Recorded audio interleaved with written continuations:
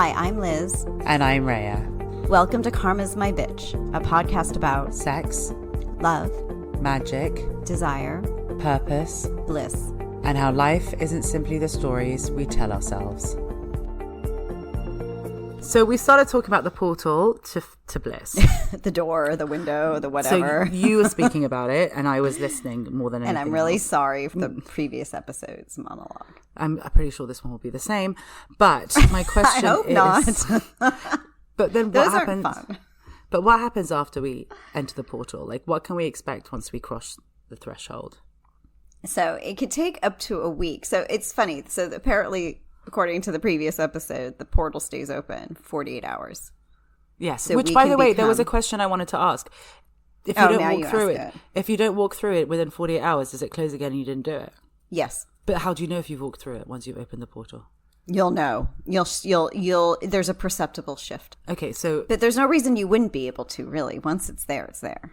But so you're, over that 48 hours, you're like shifting and changing yourself, and then you're also most likely going to walk through it because, like anything else, like you will follow your divine path or whatever. You've made the choice when you made the summoning.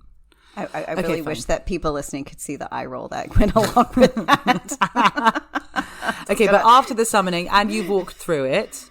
Which could take about up to a week to fully cross that threshold. Because again, that energy compatibility takes time given where we're coming from, as far as we've had to travel to get there. Because we're so dense that adjusting to that energy takes time.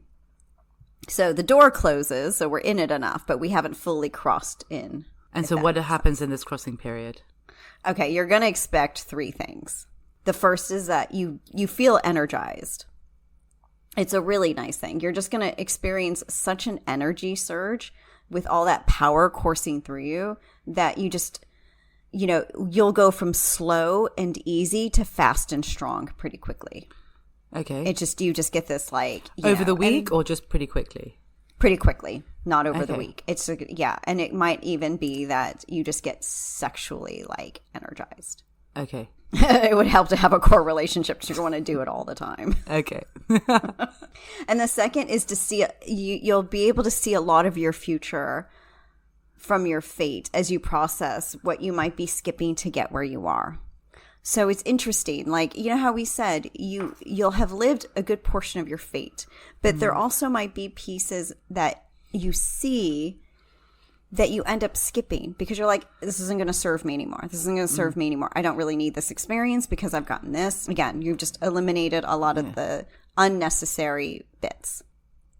But you might end up seeing it and playing through it in your mind, which is why some things become very clear, almost obvious, and you think, oh, that's my next step. But it's not. And the third is you're just going to be wide awake. Entering the portal, it offers such a heightened sensation that readies you for that bliss state. Eventually, that heightened awareness becomes normalized. As you say, experience makes normal. But you'll almost be aware of it the whole time. Even though it becomes normalized, you're going to understand and realize that where you're at is where a lot of other people are not. When you're post-karma and you see other people in where they are at, you're almost like... they're there. It's going to be okay. It's which is why compassion is such an important element, right? Because you don't want to condescend or patronize people. It's just like, oh, that's where you're at. It's going to be okay. I promise. Just go through your karmic undoing process and walk through hell. It's going to be, this way you're just aware, but to the point where you almost, even if that person wants to engage with you, you do not because you don't want to blow them energetically. You don't want to, sorry, that sounds really stupid. Because their field cannot possibly match theirs. You don't really want to burn them because you could. That field, that energy can sort of burn them a little bit. So you're just going to be like, let's be over here. Okay. Yeah. And you don't want to overwhelm. And, because we haven't experienced anything like it in any human lifetime, it's going to feel like we're sliding through things. You're barely kind of touching or catching anything as you just go along. Once we move through that, are we officially on the bliss path? Not just the getting ready for it, but we're there. We're in bliss. Completely. Totally. I mean, you're officially on that bliss path. How we talked about, before you get to the door, you're on the path to bliss. As in, I'm moving through my fate, but I know I'm not stopping. That I call the path to bliss because there's no other word for it because it's not happiness. Because you still have a destination in mind. You're contracted for it. You're going for it. Once you're through the door, you still have forward momentum and movement. So you are effectively on that bliss path. Does that make sense? You're just on the other side of the door, and now it's kind of like... You've arrived, you've moved through, you crossed the Because you threshold. could stop before, but Yes. it doesn't mean that once you go through, it's just there's no turning back. Precisely. Which for a commitment phobe like me freaks me out, but fine. I know. And it's totally fair, which is why I'm like, when you're ready, you do it. Yeah. Not Yeah. before. Not a minute before, not a second before. Yeah. You have to be completely ready. Because once you do, and I think I was saying this before we were recording, there's no going back. So you cannot go back into your fate tapestry, into the written part, and pull something. It has to already be with you. So you have to have activated completely and fully 100% that fate line. So if there's some lingering thing about your purpose that you need to go explore and get into, you're definitely not crossing this threshold. Because that fate line has to be fully activated. With our fate tapestry, right, we're kind of like traversing and playing with our fate lines, you know, like, oh, let me take a turn here and explore this. The bliss path is a singular path. It's not necessarily a straight one. It plays with the patterns and braiding depending on what we're most desiring in the moment, which in human time is approximately 5 hours from that moment. As in 5 hours in advance? Yes. Okay. So by the time we're on the bliss path, all those fate lines that we're bringing with us, the core relationships, you know, I'm the divine, et cetera, and our purpose, we've woven them together to bring them on this single path. So we're not jumping lines. We're not like, oh, let me go over here. Let me go over there. We are firmly in our one path. In the unwritten parts of our fate, we have that momentum that's created from our divine power, and our divine will pretty much steers the ship. Does that make sense? Yeah, it does. Okay. So to reach a particular destination or desired moment, you're not in like when you're in your destiny and you have the goalposts and goals, because there's no end point in this part of our, you know, this part of our lives.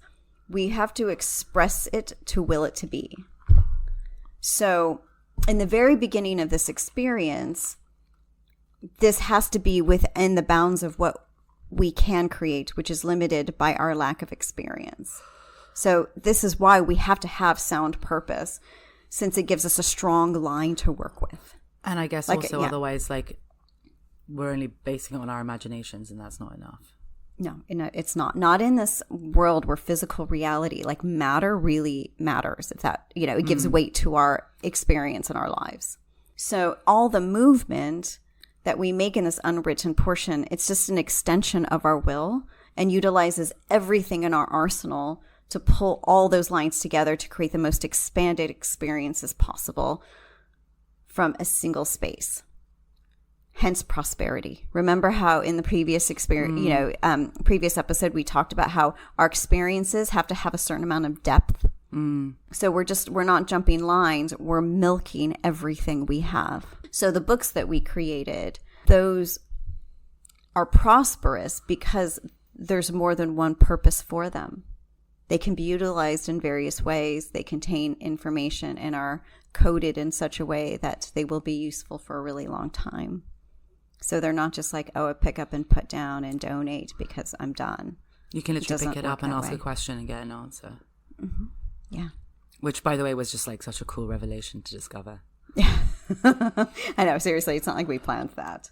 That's pretty much like the unwritten title of my life is I didn't plan this. Did I? Yeah. Question mark. Question mark. But did I? But is this not the same as magic? Because that's also an extension of our desires.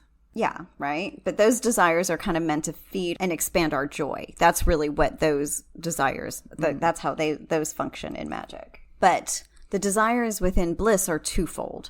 They enable us to experience our greatest power, and they have the capacity to reshape our world in the process. Which is why that whole serve thing becomes more important. Yeah, which is why purpose is so fucking important. Because you're bringing in a new world. Yeah. When we're creating within bliss, it will bring about three things. The first is divine clarity. So that's the capacity to see all, and as a result, where we stand in it. Mm-hmm. The second has to do with divine knowing, and that's the capacity to anticipate exactly where we need to be, when we need to be, and what to do when we arrive. And the third has to do with divine feeling. And this I find really interesting. It's the heightened sensations that make us realize what it means to be fully alive. Do you remember how we kind of talked about like the feeling of something? Like you almost know it because you feel it. Yeah. And then they said at this point, even on the path to bliss, so before you're in the state, but you're moving toward it, and even in happiness, it's less about the feeling of something. Well, happiness can be about the feeling as well. But when you're moving out of that and into something else, that heightened sensation is effectively a resonance. And that's really important that we understand that nuanced distinction, because we're really not about our emotions. We're very capable. I cry, like, it's not like I don't feel things. But I'm operating so much more from this other awareness and sensation and resonance, because my experience of things is so much broader now. But can you experience those three things before you get to bliss?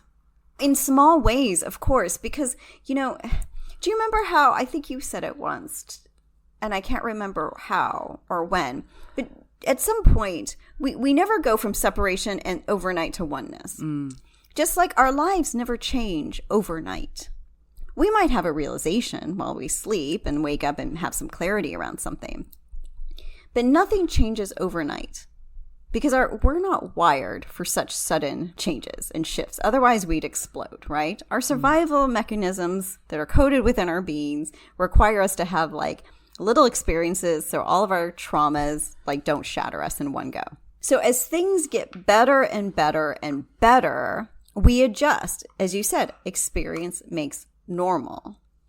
So it's never really overnight that lives change. It's over time.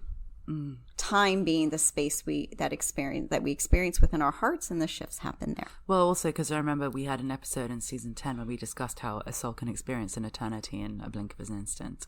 Yeah. It could take years or it could take 10 seconds. Mm-hmm. But then wondering that, how long do we spend in this part of bliss? A good portion of our lives, because it's going to take some time for us to find our feet with it. I mean, it could be as little as 2 years, and for others, it could be up to 15 years, depending on their evolution and how old they are when it begins. This episode is brought to you by Karma Magic Bliss. For more information, resources, and links to our books, check out our website, karmamagicbliss.com, and Karma Magic Bliss across all socials. And if you liked what you heard, please subscribe and leave us a review.